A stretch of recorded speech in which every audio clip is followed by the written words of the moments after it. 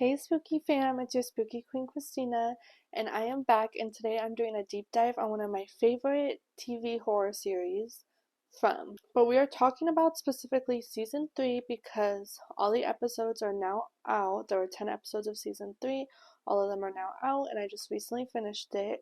I'm the type of person that likes to wait until all the episodes are out, so I didn't watch it weekly. I waited till all of them dropped, and then last week I spent like 3 days binging it. So From season 3 has come and gone and left us with more questions than ever before. But let's not even get started with the fact that season 4 is not coming out till 2026.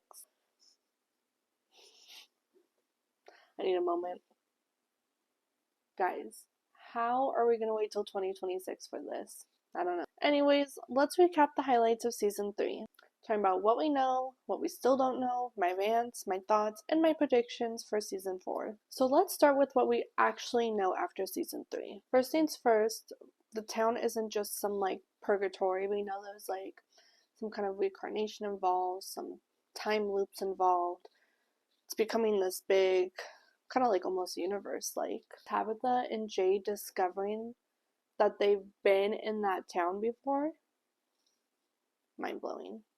We know this show loves to keep us guessing, but I think one thing we can take away from this that we learned is that Fromville isn't just trapping people, it's like drawing people back in, because it seems like Jade and Tabitha must have been from that town, and it seems like they didn't want to sacrifice their children, but somehow they still got stuck in like a reincarnation thing where they can't really technically die. But once they do pass away, they get reincarnated into someone else, but they will eventually find their lives back in it. So from what we know, it sounds like they've been back in 3 lifetimes, because the first one where they didn't want to sacrifice their children, and then finding out that Tabitha is like Victor's mom, so it's like her second lifetime, and then now this time with her and Jim. Wow. We still don't fully understand the monsters. We know the monsters also like must have made the deal with the town thing where they couldn't like live forever, but they live forever as monsters and they had to sacrifice their children for it. And I guess the monsters don't die because, as we see, Miley's back. We don't fully understand the monsters, the ruins, the creepy children, or why the Matthews family seems to be so centered of this. Season 3 may have answered a few questions, but threw 100 more at us. Typical From. Okay, let's move on to like a different topic. We're gonna discuss more about 2 characters. First off, Sarah. She's off my hate list. Homegirl stepped back and she chilled the fuck out, okay? And she stopped being so chaotic. Growth. We love to see it. But Elgin? Oh my god, my dude. Elgin had me yelling at the TV this season. This dude was unbearable. Freaky lady tells you some cryptic nonsense and you're gonna take that and run with it? You acting like she's like saying facts to you and she's not. Now let's talk about who's gonna be the key person in season 4. Julie. Her ability to time travel and like move through these dimensions in the ruins, that's gonna be big. But what I'm curious to know is, does her power work in other places other than the ruins? Like, can she time travel in other, like, can she go to other areas and still be able to have that ability? And, like, how does she control it? Like, we need to know all this. We need to know all these answers. And I want them. First episode of season 4.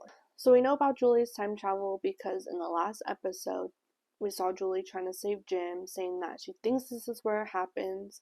But we could tell that that's not current Julie because her hair is like chopped off and just doesn't look like present Julie. We know present Julie was in the cafe with Ethan when Ethan told her she can't change the story. But this Julie wants to change the story because she's trying to protect Jim. Speaking of Jim, jaw dropped. I cannot believe that.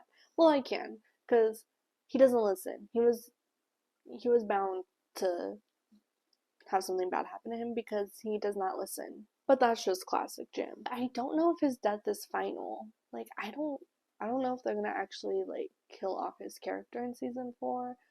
They're gonna have it like kind of repeat a couple times where Julie's trying to save him and there's different scenarios. But I feel like Julie can change the story, or maybe Ethan can change the story because he seems like he might be the storyteller. I don't know, but I don't think his death is final. Now let's talk about a character that could be suspicious. Randall. I don't know, the monster's not killing him. I'm sus about it. I feel like there's more to it. Like, yes, maybe they didn't kill him because they wanted to just be like a reminder, like, haha, look what I did to you, look what I did to your face, and I could have done more, but I didn't. But now you know I'm here and you know what I'm capable of, type of thing. But I don't know, I feel like there's something more with it. But I have a feeling season 4 he's gonna play a huge role in something. I don't know if it necessarily means evil or maybe temptation of evil. He's fighting back. I don't know. But he's a big role, and I'm keeping my eye on him. Let's talk about a new character that came to us in season 3. Acosta. I can't stand her. Like, girl, we get it. You're a cop. But this is Fromville, and it's not your typical town in case she hasn't realized, so who cares if you're a cop or not? It's not going to protect you from the monsters, which we already seen. She's trying to do things by the book, and it's pretty laughable. And honestly, I hope in the first episode of season 4 the monsters take her out, because... And I hope it's Smiley, my dude Smiley. But if anyone is having a rough time in Fromville, it's our boy Boyd. This man cannot catch a break.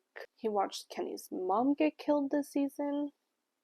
Still not over that. He had to choose between saving Jim and Tabitha or saving Randall. He lost his wife earlier in the seasons. He almost lost his daughter-in-law. Thought he was gonna be a granddad, and he's a granddad to Smiley now, technically.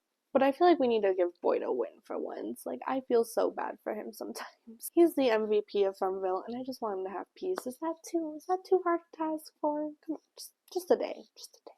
Looking ahead of season 4, I have so many theories. Julie's time travel powers are going to obviously be huge in season 4, and I know we're going to learn more about it. Tabitha and Jade being stuck in the reincarnation loop, I need to know more of a backstory about that, and I'm sure Randall, he's going to fit somewhere in this little crazy puzzle. And you know who I'm curious about is Ethan. I feel like he knows more than what he lets on.